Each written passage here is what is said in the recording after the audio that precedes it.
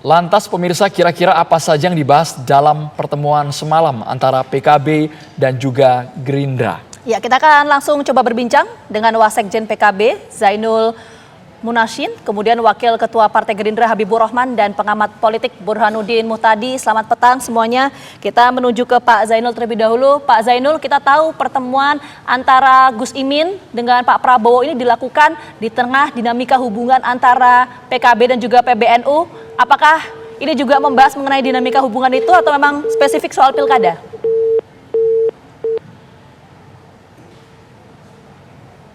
Pak Zainul? Saya kira pertemuan, ya, terima kasih. Pertemuan Oke, Pak Zainul, nampaknya suara Pak Zainul kurang terdengar jelas di kami, mohon maaf Pak.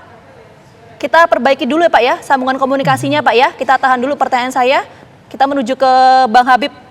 Bang Habib, ini kalau kita lihat kemarin pertemuan antara Gus Imin dan juga Pak Prabowo ini apakah juga membahas mengenai dinamika hubungan PKB dan PBNU atau spesifik soal pilkada? Saya tidak tahu yang spesifik, tapi secara umum tentu pertemuan kedua belah pihak ini membahas soal kemaslahatan bangsa dan negara ke depan. Ya. Kita tahu PKB dan Gerindra punya sejarah pertemanan yang cukup panjang juga. Ya. Karena kami ada dalam satu koalisi kemarin di era pemerintahan Pak Jokowi yang periode kedua lalu ya. Bahkan kami sempat berpasangan walaupun akhirnya karena takdir belum bisa bersatu ya. Dan tapi hampir tidak pernah ada yang namanya konflik antagonis antara Partai Gerindra dan PKB ya. Jadi kalau ketemu kemarin silaturahim antara Pak Prabowo, lalu ada Gus Muhaimin didampingi Gus Jazil ya. Menurut saya itu hal yang normal ya. Dan namanya tokoh bangsa kalau ketemu tentu membahas soal hal ihwal kebangsaan. Baik Bang Habibur Rahman, artinya kalau sinergitasnya sudah kental, tidak pernah ada konflik antara kedua partai ini sudah mengarah ke kesepakatan koalisi. PKB gabung sama Kim, Bang Habibur Rahman? Nanti akan diumumkan ya, apakah sudah terjadi kesepakatan koalisi akan diumumkan oleh para ketua umum partai koalisi ya. Tapi yang kita lihat ya bahwa tidak ada hambatan, ya. Tidak ada obstacle bagi Partai Gerindra maupun Partai PKB untuk bersatu dalam satu koalisi, apapun namanya, apakah Kim Plus atau yang lain. Menurut saya tidak ada hambatan ideologis apapun, ya, tidak ada hambatan yang berarti untuk bersatunya kedua partai ini. Oke, baik, tidak ada hambatan ya. Kita menuju ke Pak Zainul. Pak Zainul sudah bergabung bersama kami?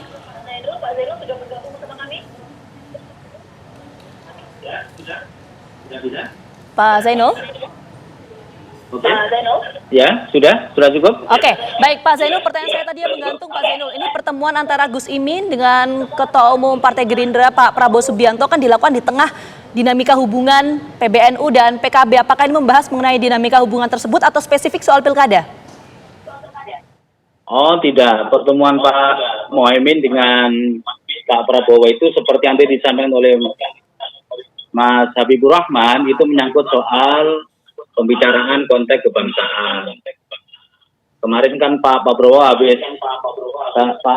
kan baru selesai melakukan perawatan di luar negeri dan kita ingin mendengarkan oleh-oleh dari Pak Prabowo terkait kebijakan-kebijakan yang memperkuat posisi Indonesia untuk 5 tahun yang akan datang. Selain itu juga kan kemarin waktu Mukernas PKB kan mengundang Pak Prabowo untuk hadir dan juga waktu Harlah, ya kan. Tapi karena Pak Prabowo sedang ada lawatan ke luar negeri, jadi kita ingin menyampaikan ke Pak Prabowo tentang hasil-hasil Mukernas untuk bisa disinergikan dengan hasil lawatan Pak Prabowo di luar negeri beberapa waktu sebelumnya. Oke.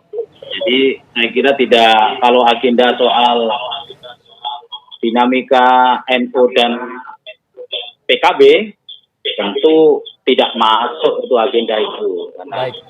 Pak Zainul, kalau tidak masuk seperti ini Pak, kita ingin konfirmasi. Ini ada pernyataan dari Sekjen Partai Gerindra Ahmad Muzani yang kabarnya secara belak-belakan mengajak PKB bersama-sama membangun daerah khusus Jakarta. Tawaran itu nyata Pak? Semalam dibicarakan? Kalau soal pilkada bukan hanya Gerindra, tapi seluruh pimpinan partai politik berkomunikasi. Kemarin ada Mas Kaisang yang juga kunjungan ke DPP PKB. Sebelumnya Perindo juga kunjungan ke kantor DPP PKB. Dan juga pimpinan partai politik yang lain. Jadi kalau terkait dengan pilkada, seluruh pimpinan partai politik berkomunikasi. Karena kan memang pilkada itu untuk bisa mengusung calon kepala daerah, itu dibutuhkan koalisi yang cukup. Dan dinamikanya kan berbeda-beda di masing-masing daerah. Oke, baik. Kita menuju ke Prof. Burhan. Prof. Burhan, pertemuan antara Pak Prabowo dan juga Gus Imin ini memang apakah membahas soal pilkada atau membahas juga soal dinamika hubungan antara PKB dan PBNU? Tentu yang bisa mengetahui hanya Pak Prabowo dengan Gus Muhaimin ya. Kita tidak punya akses untuk mengetahui apa yang terjadi di panggung belakang. Nah, tetapi membayangkan pertemuan kedua tokoh politik yang memiliki power luar biasa seperti Pak Prabowo maupun Gus Muhaimin hanya sekedar membicarakan masalah silaturahmi, itu kok sepertinya too good to be true. Jadi dalam situasi seperti sekarang, tentu silaturahmi itu bungkusnya, tetapi ada pembicaraan yang jauh lebih konkret ketimbang silaturahmi itu. Dan itu wajar dilakukan, apalagi dalam konteks satu, Presiden Jokowi itu akan meletakkan jabatannya dan akan digantikan oleh Pak Prabowo 20 Oktober yang akan datang. Yang kedua, dalam konteks masa pendaftaran pilkada yang diambang mata. Jadi dalam dua timing yang sangat luar biasa itu sangat masuk akal kalau pertemuan kedua tokoh tadi membicarakan lebih detail, bukan sekedar silaturahmi, bukan juga sekedar masalah isu kebangsaan. Isu kebangsaan itu sesuatu hal yang semuanya setuju. Tetapi bagaimana cara mencapai solusi atas masalah kebangsaan, setiap partai, setiap tokoh kan berbeda-beda. Dan untuk itu pertemuan kedua tokoh tadi sangat mungkin membicarakan titik temu terutama di persoalan bagaimana cara menyelesaikan agenda kebangsaan. Salah satunya bagaimana apakah PKB mungkin atau tidak bergabung dengan pemerintahan Prabowo Gibran ke depan, termasuk juga dalam persoalan timing menjelang pilkada, terutama di wilayah strategis seperti Jakarta. Jadi Prof. Burhan kalau melihat rona-ronanya, melihat rekam jejak dari PKB juga, apakah Kim plus ini akan terwujud dengan bergabungnya PKB ke sana? Sangat mungkin. Ya. Jadi menurut saya di antara tiga partai pendukung Anies di 2024, PKB salah satu yang sangat besar kemungkinannya masuk. Dan jangan lupa dalam acara ultah PKB belum lama ini, ya, itu PKB dan Nasdem secara eksplisit, tanda kutip ya, sudah diajak kerjasama oleh Pak Prabowo Gibran. PKS yang kemudian merasa pengen diajak juga kan begitu. Jadi saya menduga gitu ya, pertemuan tadi malam bagian dari agenda untuk mengkonkretkan masuknya PKB ke dalam koalisi pendukung Prabowo Gibran, dan itu dimungkinkan oleh statement Pak Prabowo sendiri yang berkali-kali mengatakan ingin mengajak semua kekuatan partai ke dalam pemerintahan mendatang. Oke, jadi potensi atau peluangnya besar untuk PKB bisa bergabung dengan teman-teman di Kim. Nanti kita akan minta jawaban dari Pak Zainul, betul nggak itu ya Pak ya? Tapi jawabannya nanti kami jeda dulu. Kami kembali hadir saat lagi untuk Anda. Oke, kita langsung menuju ke Pak Zainul. Pak Zainul, tadi masih normatif itu ya. Nah ini tadi kan sempat disampaikan oleh Gus Jazil ya, bahwa PKB ini akan bersama dengan Partai Gerindra. Makna dari bersama dengan Partai Gerindra ini apa? Apakah bentuk kerjasama politik untuk di pilkada atau kerjasama politik yang lain? Ketika Pak Prabowo diputuskan sebagai presiden terpilih oleh KPU kan tidak selang lama langsung ke kantor DPP PKB bersilaturahim. Dan pada saat pertemuan tersebut sudah disampaikan oleh Pak Prabowo bahwa Pak Prabowo ingin mengajak seluruh komponen kekuatan politik, partai politik untuk bisa bersama-sama membangun Indonesia ke depan bersama dengan pemerintahan baru Pak Prabowo. Itu disampaikan secara sangat jelas kepada Gus Muhaimin, disaksikan oleh seluruh pengurus DPP PKB yang mendampingi pada saat itu. Dan kami dari PKB tentu saja berterima kasih dan mengapresiasi ya tawaran dari Pak Prabowo, dan kita sudah bersepakat bahwa Pilpres sudah selesai. Artinya apa? Bahwa agenda politik ke depan kita bisa sinergi bersama-sama termasuk dalam pilkada. Gitu, Pak. Berarti sudah klop ya, PKB dan Gerindra bersama Kim ini sudah klop ya, Pak Zainul ya? Ya, kalau komitmen untuk bersama-sama membangun bangsa ke depan, saya kira sudah. Sudah, kalau soal itu kita sudah clear. Baik Pak Zainul, kita ke Bang Habibur Rahman. Bang Habibur Rahman, kenapa Kim sepertinya merayu PKB untuk masuk? Apakah sangat diperlukan untuk mewujudkan pilkada yang mendominasi di sejumlah daerah termasuk di Jakarta, Bang Habibur Rahman? Ya, kita tidak bicara pilkada daerah per daerah, ya. Kita bicara apa yang disampaikan Pak Prabowo, bagaimana kita ingin mengimplementasikan politik merangkul. Ya, apalagi PKB kita melihat respon yang sangat hangat dari PKB. Setelah kontestasi pemilihan yang begitu ketat, ya, PKB mengucapkan selamat atas terpilihnya Pak Prabowo. Lalu setelah itu tidak ada lagi narasi-narasi negatif terkait pemilu 2024, ya, tuduhan-tuduhan negatif yang disampaikan kepada kami oleh teman-teman PKB. Artinya apa yang disampaikan oleh Pak Zainul maupun kawan-kawan tadi, kawan-kawan jubir-jubir PKB itu sama dengan apa yang mereka praktekkan. Jadi paralel apa yang disampaikan secara lisan maupun apa yang dipraktekkan. Tidak ada serangan-serangan politik. Nah, ini sehingga menurut kami adalah gambaran bagaimana bahwa PKB adalah partai yang sangat dewasa, ya. Mereka tahu bahwa memang kalah pemilu bukan hal yang menyenangkan, tapi ada hal lain yang lebih penting menanti ke depan, yaitu tugas-tugas kebangsaan. Memang ini yang kami sampaikan normatif, tapi justru yang normatif ini yang menurut kami penting juga untuk disampaikan kepada rakyat sebagai ya bentuk pertanggungjawaban kami kepada publik. Oke, baik, kita menuju ke Prof. Burhan. Prof. Burhan, meskipun tadi Prof. Burhan menyampaikan ya potensi untuk teman-teman PKB ini bisa bergabung dengan Gerindra cukup besar, tapi kenapa sih sampai sekarang ini belum ada deklarasi secara clear? Apa yang menjadi pertimbangan dari teman-teman PKB? Apakah masih fokus permasalahan internal partainya atau ada faktor lain, Prof. Burhan? Begini, Gina, Kim plus itu soal waktu. Jadi bukan itu soal waktu dalam pengertian cepat atau lambat Kim koalisi Indonesia Maju akan mendapatkan armada koalisi baru. Nah, yang belum pasti adalah plusnya ini siapa saja. Apakah PKB saja, ataukah plus Nasdem, plus PKS, bahkan plus PDI Perjuangan.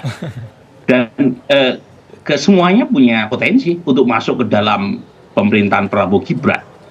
Dan itu dimungkinkan oleh dua hal. Satu, karakter pemerintahan plus sistem multipartai kita yang mendorong munculnya koalisi raksasa. Yang kedua, sikap pribadi Pak Prabowo yang membuka potensi itu. Ya, membuka potensi terjadinya super size coalition. Nah, jadi kalau kemudian sekarang belum dideklarasikan, ya ada beberapa hal yang mungkin bisa menjelaskan. Pertama, persoalan detailnya belum disepakati. Persoalan besarnya mungkin sudah disepakati soal bagaimana membangun pemerintahan ke depan dengan mengajak segenap elemen, apalagi ada justifikasi terkait dengan tantangan global yang makin tidak ringan, mulai dari geopolitik yang tidak pasti, tantangan ekonomi dunia yang tidak menentu, itu kan bisa jadi justifikasi untuk merangkul semua kekuatan. Tetapi yang tidak atau belum disepakati adalah misalnya hal-hal yang berkaitan dengan teknis power sharing, misalnya berapa menteri yang disepakati untuk diberikan bagian dari kompensasi. Kemudian juga kesepakatan berkaitan dengan hal lain di luar dari teknis pembentukan pemerintahan nasional, misalnya berkaitan dengan jadwal pilkada. Jangan lupa pilkada di depan mata. Nah, apakah pilkada juga diikut sertakan dalam bagian diskusi terkait dengan kesepakatan nasional ke depan? Saya kira iya. Dan itu tentu menunggu proses-proses yang masih berlangsung sampai sekarang. Minimal pendaftarannya kan belum dimulai ya. Jadi pada titik itu menjadi sangat krusial, termasuk hal-hal lain yang sangat detail. Misalnya partai-partai kan punya kepentingan karena ini jadwal pergantian ketua umum, ya, entah itu muktamar, entah itu kongres, entah itu munas. Para ketua umum partai tentu punya kepentingan untuk didukung oleh pemerintahan ke depan. Nah, ini hal-hal yang sangat terang benderang kita.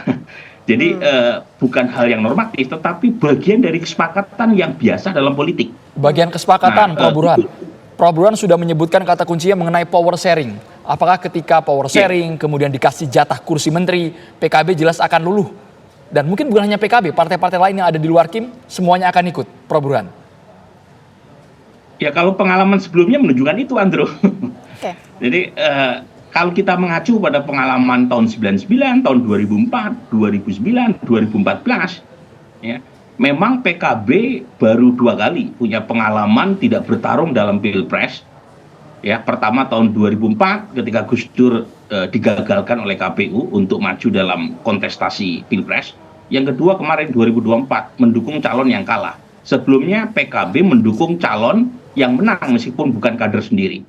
Tetapi pengalaman 2004, meskipun PKB tidak mengusung Pak SBY sebagai capres, PKB kan ikut menjadi bagian dari pemerintahan Pak SBY. Artinya bagian dari kompensasi menteri itu juga menjelaskan mengapa partai-partai yang tidak mendukung capres yang menang itu bisa bergabung menjadi skuad kabinet pemerintahan mendatang. Jadi poin saya, ini sesuatu hal yang wajar dalam politik ya, yang mungkin tidak didiskusikan secara terbuka, tetapi bagian dari glue atau lem perekat yang membuat koalisi itu bisa tegak. Ya, jadi ini menarik ya, Prof. Burhan menyampaikan, jadi ini partai politik tengah disibukkan urusan internal maupun eksternalnya. Makanya belum deklarasi. Sekali lagi terima kasih banyak Prof. Burhan, karena kebetulan Prof. Burhan juga ada agenda lain. Terima kasih sudah bergabung sama kami. Kita langsung lanjut ke Terima kasih semuanya, Andrew. Terima kasih Prof. Burhan. Kita menuju ke Pak Zainul. Pak Zainul, sebetulnya menjadi fokus dari partai saat ini apa? Kalau misalnya kita klasterkan ya, apakah urusan pilkada atau urusan internal? Karena kan kita tahu tanggal 24-25 nanti ada muktamar PKB, akan ada pemilihan ketua umum. Mana yang menjadi fokus utama saat ini? Karena agendanya berjalan secara paralel, jadi kita menyiapkan dua-duanya, Mbak. Mana yang prioritas utamanya yang mana? Sama-sama prioritas. Kan itu tanggalnya sama. Pendaftaran pilkada tanggal 27 Agustus. Ya kan, muktamar PKB tanggal 24-25 Agustus. Kan secara waktu kan berhimpitan. Ya. Tapi bagi kita kalau soal muktamar kan memang sudah kita siapkan cukup lama. Konsolidasi kita kan jalan terus. DPC, DPW kan hari ini kan dalam posisi sangat solid. Jadi kalau untuk muktamar sih saya kira tidak terlalu ini ya. Dinamikanya kan saya kira pasti akan smooth ya. Ya, yang pilkada ini karena 508 kabupaten, 37 provinsi, maka perlu penanganan yang lebih spesifik menurut saya. Karena dinamika antar kabupaten, antar provinsi kan berbeda-beda. Gitu. Jadi kalau misalnya dilihat mana yang prioritas, tentu karena pilkada lebih besar, lebih banyak itemnya, tentu kita prioritas pilkada. Baik Pak Zainul, kita ke Bang Habibur Rahman. Kalau Ketua Umum Partai Gerindra, Presiden terpilih Prabowo Subianto selalu mengatakan ingin melibatkan semua kekuatan, ingin mengajak ke dalam. Apakah artinya dalam konteks pilkada Jakarta juga akan babat bingkas semuanya gabung Kim Plus agar RK melawan kota kosong di sana, Bang Habibur Rahman? Apakah goalnya sampai ke sana, Bang Habibur Rahman? Kita tidak concern apakah kotak kosong atau kotak penuh ya. semua partai politik menginginkan menang di semua pilkada, di sebanyak mungkin pilkada, ya. Jadi nanti strateginya seperti apa, ya, yang jelas semua ingin menang. Ya, kami sudah punya calon, ya, Koalisi Indonesia Maju ada Pak Ridwan Kamil, ya. Kita maka mendorong sebagaimana mungkin sebisa mungkin supaya menang. Baik, terima kasih banyak Bang Habibur Rahman dan juga Bang Zainul serta sebelumnya Prof. Burhan sudah bergabung bersama kami di Kabar Petang. Iya.